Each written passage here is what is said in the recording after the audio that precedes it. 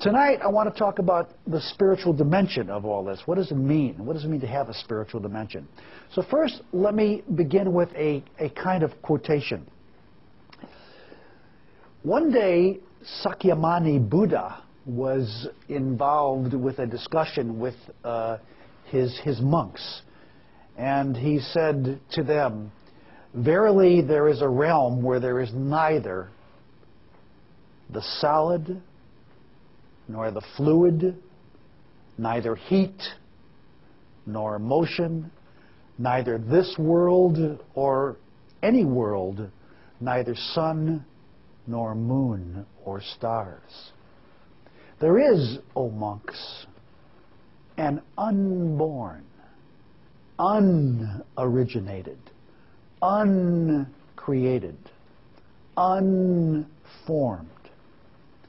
If," he says, "if there were not this unborn, this unoriginated, this uncreated, and this unformed, escape from this world of the born, the originated, the created, and the formed would not be possible."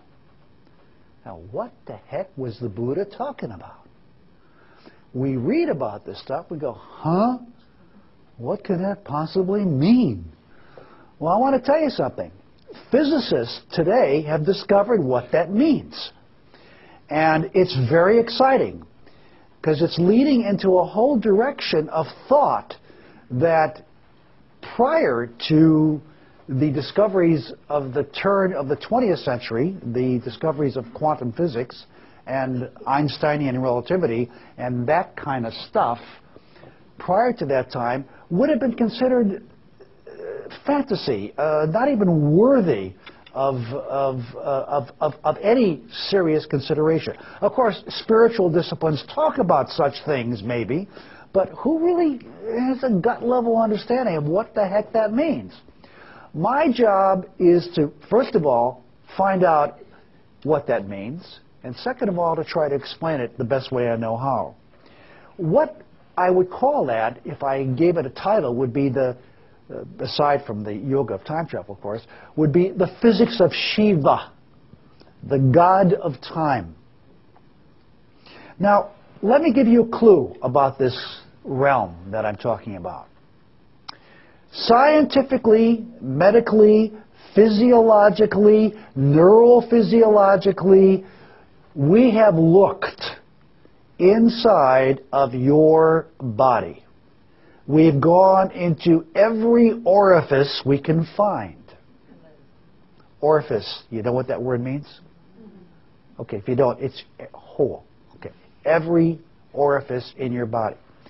And we have looked and explored and searched and done tests and research, and the conclusion was that in spite of all of the great measuring that we're able to accomplish in this area of the body, there is nothing inside of you, not even a smidgen, not even a slight hint, not a smell, not a taste, not a feeling, nada, nothing inside of you that is called an I.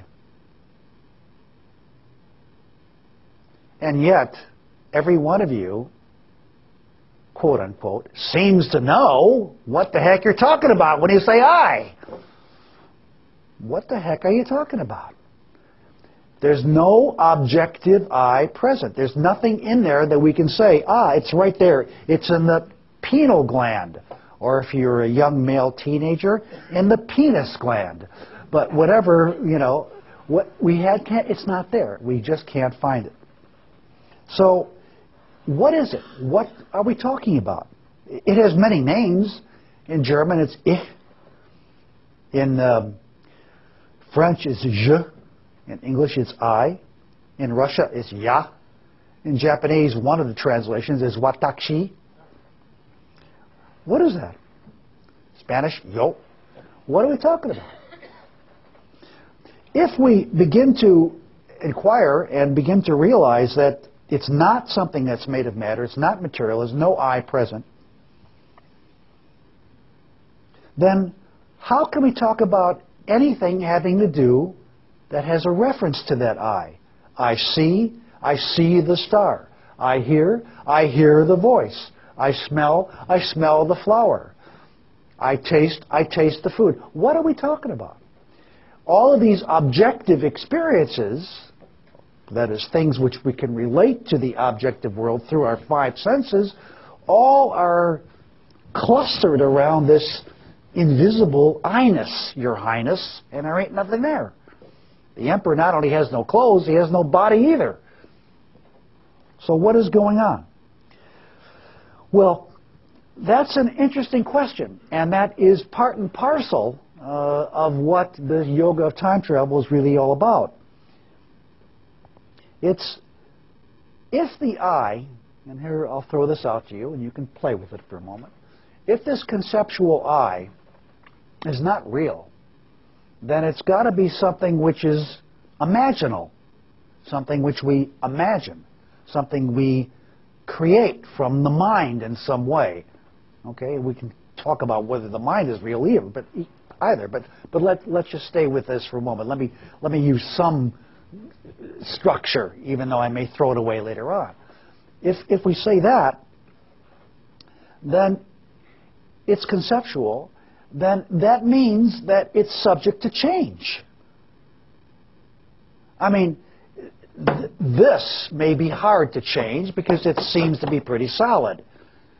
Later on, we'll find out what that solidity is all about. But right now, I'll take it for granted it's solid. It doesn't seem to be subject to much change.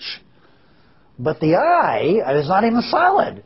So what can it mean? Is it changeable?